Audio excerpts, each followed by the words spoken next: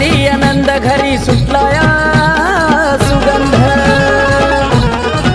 होतो आनंदी आनंद घरी सुटलाया सुगंध जणू काय चाफ्याची कळी जणू काय चाफ्याची कळी ज्याच्या घरी मांढराची काळी त्याच्या घरी सदा दिवाळी ज्याच्या घरी मांढराची काळी त्याच्या घरी सदा दिवाळी